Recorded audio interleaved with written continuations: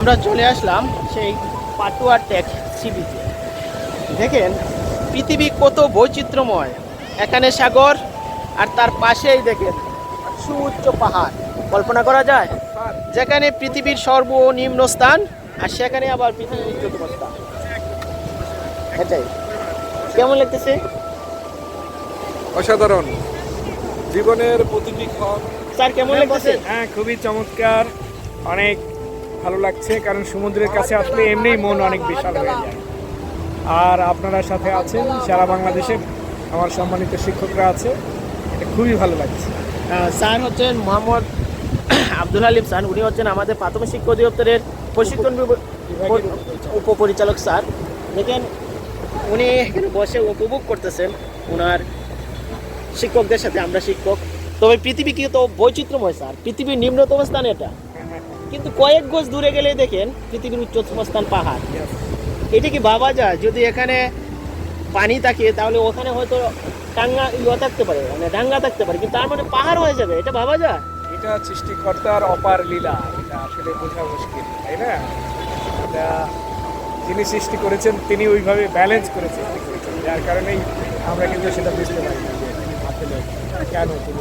একটা বিষয় লক্ষ্য করছেন স্যার, আমরা বলে থাকি যে পৃথিবী বাজ, কিন্তু আমরা যখন কক্সবাজার থেকে রওনা হলাম কিছুক্ষণ পরে আমার গাড়িটা একটার পর একটা ডাউন পাচ্ছে, এবং এই ডাউনের সাথে সাথে গাড়িটা যে নামছে আমি ভাবছিলাম আবার মনে একটা হিল টেক পাবো, গাড়িটা আবার উপরে আপে উঠবে, কিন্তু এইরকম কতটুকু পরে শুধু ডাউনই পেয়েছি, কিন্তু আপ আর পাই নাই। আর একটা জিনিস দেখেন, আপনি যেদিকেই যান সমুদ্রের সবসময় মনে হচ্ছে সূর্য এদিকে, সামনে থেকে সূর্য, যত ঘুরলাম পুরোটাই সূর্য বিপরীত দিকে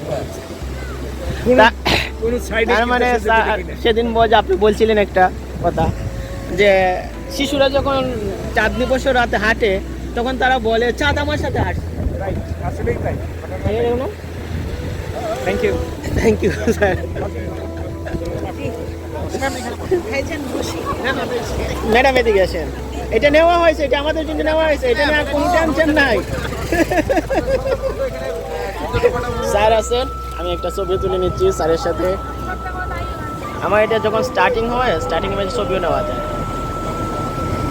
থ্যাংক ইউ। ভিডিও চলতেছে কিন্তু ছবিও নেওয়া যাচ্ছে। আচ্ছা গুরু, আপনার কি কষ্ট? কোনো কষ্ট নেই, সারাক্ষণ প্রতীক্ষায় থাকি, যখনই সুযোগ পাবো পাহাড় নদী কোথাও না কোথাও যাব, দুটার সংস্পর্শ এক বিশাল অনুভূতি। গুরু আমরা কিন্তু গুরু সুরমা পাড়ের মানুষ, মানে আমাদের সুরমাই আমাদের জীবন। সুরমা আছে বলে আমাদের শস্য হয়, সুরমা আছে বলে আমাদের দান হয়, ঠিক আছে? প্রকৃতির কথা বললে, যদি প্রাকৃতিক সম্পদের কথা বলা হয়, যদি বিচের কথা বলা হয়, তাহলে এক অনন্য সম্পদ। সেদিন আর বেশি দূরে নাই, এক কক্সবাজার দিয়ে 10টা বাংলাদেশ তৈরি হবে। ধন্যবাদ। আসলে এটাই, মানে সি বিচে আসার পর দেখেন এখন সন্ধ্যার মুহূর্তে অনেক পর্যটক এখানে আসেন, কিন্তু এখানে যখন আসলাম আমরা দেখতে পাচ্ছি, দেখেন সূর্য ডুবো অবস্থা, অর্থাৎ সূর্য দেখেন অনেক নিচে পানি দেখা যাচ্ছে, পানি আসতেছে হঠাৎ করে, যখন আমার পাশে আসবে ভাবাই জানা পানি এত দ্রুত চলে আসে। দেখেন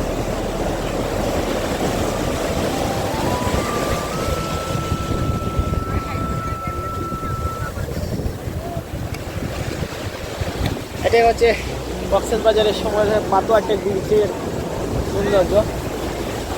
প্রচুর বাতাস এই বিচে, প্রচুর বাতাস, তবে সূর্য অস্ত যাচ্ছে, কিন্তু এই যে সাগর আমরা জানি কোল নাই, কিনারা নাই, নাই রে ঘর বাড়ি, এটাই হচ্ছে সাগর। কেন কি আছে আর কি নেই, কতটুকু গেলে আমরা সাগরকে শেষ করতে পারবো তার কিছুই আমরা জানি না। আমরা এও জানি না এই সাগর কত বড়, তবে সাগর যে বড়, সাগরের পাশে আসলে যদি আমাদের সবার বিশাল মনের আকৃতি বা পরিচয় পাই, আমাদের মনটা যেন ভালো হয়, আমরা যেন ভালো থাকি, এটা হয়তো এই বিচের একটা সৌন্দর্য বা সাগরের একটা সৌন্দর্য, বা সাগরের একটা গুণও বলা যায়। মানুষের মন যতই খারাপ থাকে আমরা বলে থাকি একবার সাগরের পাড়ে যাও, সাগরের ঢেউ দেখো, সাগরের উদারতা দেখো, সাগর সকল মানুষকে তার সৌন্দর্য দেয়, আবার মাঝে মাঝে সাগর খুব গর্জনও করে। দেখেন এত সুন্দর রাস্তা, সাগরের বিচে যে গাড়ি চড়ে এইগুলো দিয়ে, এত সুন্দর দেখার মতো। দেখেন পাতুয়া টেক বিচ, অসাধারণ অসাধারণ। আমি একটা ছবি নিচ্ছি, দেখেন এই দেখেন পানি আসতেছে, দাঁড়াই থাকতে একটি পানি আসে, আবার পানি যায়। এটাই হচ্ছে সাগরের একটি গ্রাম। দেখেন আমি দাঁড়াইছি, মাটি চড়ে গেছে, আর ঢেউয়ের সাইজ দেখেন কত বিশাল এক একটা ঢেউ।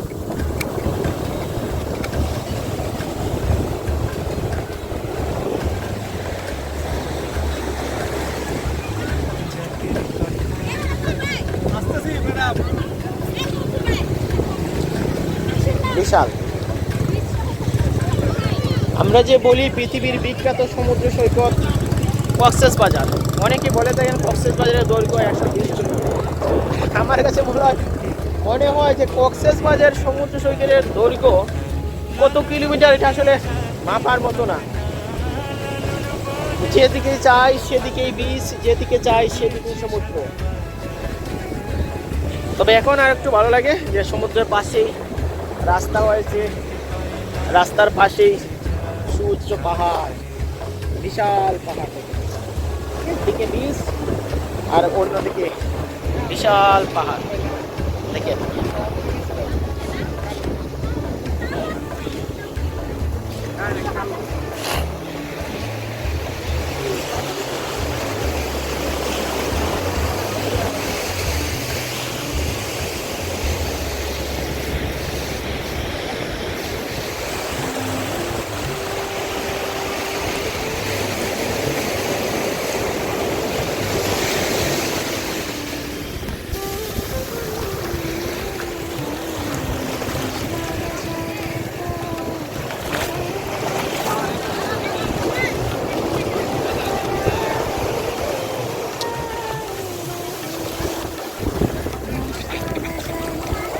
এখন জোয়ারের সময় পানি বাড়তেছে, কিছুক্ষণ পরে আবার বাটা শুরু হবে।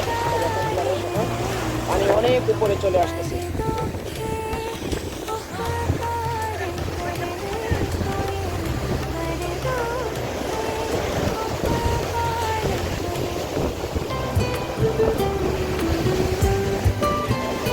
শ্যামল বাংলার রূপে মন ভরে যায়, প্রাণ জুড়ানো সুর বাতাসে ভেসে